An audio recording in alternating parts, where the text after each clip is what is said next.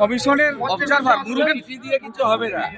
এছাড়া মাননীয় গ্রেপ্তার করতে হবে সব জিহাদিরা, সব বাংলাদেশি অবৈধ অনুপ্রবেশকারী, এরা সংবিধানকে মানে না, সরকারি কাজে বাধা দিচ্ছে। জয়নগরে এসআইআর আতঙ্কে অসুস্থ বৃদ্ধের মৃত্যুর অভিযোগ। অক্সিজেন নল গুঁজে শুনানিতে গিয়েছিলেন বৃদ্ধ। অক্সিজেনের নল নিয়ে শুনানিতে বৃদ্ধ গিয়েছিলেন, তার মৃত্যু হয়েছে বলে এসআইআর আতঙ্কে আমি এতে কোনো টিপ্পণী করব না। ওটা এসআইআর প্রসেসের মধ্যে কোনো কারণে কেউ মারা যাবেন না এরকম তো হতে পারে না। জন্ম মৃত্যু তো একটা সার্কেল, প্রতিদিনই ঘটে, প্রতি ঘন্টাতেই ঘটে। অর্থাৎ সব জায়গায় রাজনীতি খোঁজার কোনো দরকার নেই। 26-এর ভোটে অশান্তি এড়াতে এখন থেকে প্রস্তুতি নিচ্ছে নির্বাচন কমিশন। 5 জানুয়ারি থেকে জেলা শাসকদের উইকলি রিপোর্ট দেওয়ার নির্দেশ। বিগত দিনে আমাদের ভরসা ছিল না, আরিজাপ্তাপ ছিল, আমাদের এখন কিছুটা হলেও ভরসা এসেছে। এসআইআরে ইলেকশন কমিশন যেভাবে দৃঢ়চেতা ভূমিকা নিচ্ছে, নির্বাচনে যদি এইরকম ভূমিকা নেন, পশ্চিমবাংলার হিন্দুরা অন্তত নির্ভয়ে ভোট দিতে পারে। আজকের অনুষ্ঠান নিয়ে আলিপুরদুয়ারে চা শ্রমিকের সঙ্গে কথা অভিষেকে, তারপরই তড়িঘড়ি উত্তরবঙ্গ সরকারের কেন্দ্রীয় শ্রমমন্ত্রী, তারপরেই 2 মাস আগে থেকে ঠিক করা ছিল। মনসুখ মান্ডভির আজকে প্রোগ্রাম 2 মাস আগে থেকে ঠিক করা ছিল। দাদা ওগুলো আপনাদের চিন্তার বিষয় হতে পারে, আমাদের চিন্তার বিষয় না। दादा मुस्तफिजुर रहमान को केकेआर ने हटाने का निर्णय लिया है। कोई टिप्पणी नहीं करूंगा।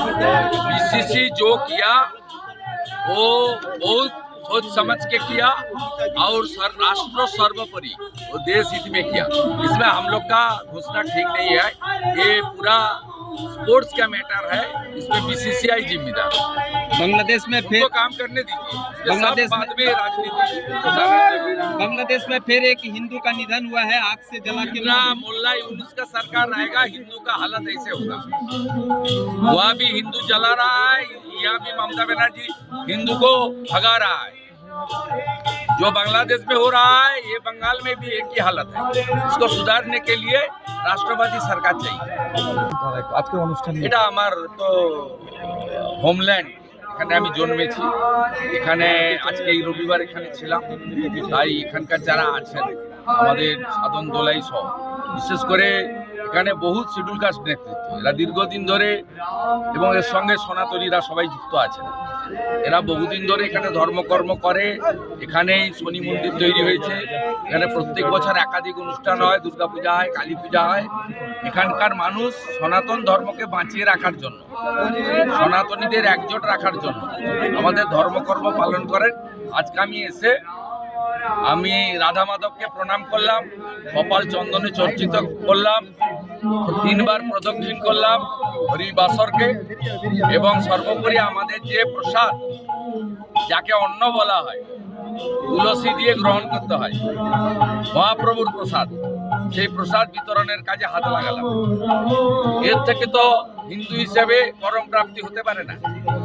আমি একজন হিন্দু, আমার ধর্ম পালন করতে এখানে এসেছি, এবং এই এলাকার মানুষজন বরাবরই নিষ্ঠাবান সনাতন। এরা গীতার যে বাণী আছে সেটা মেনে চলে, ধর্ম রক্ষতি রক্ষিত।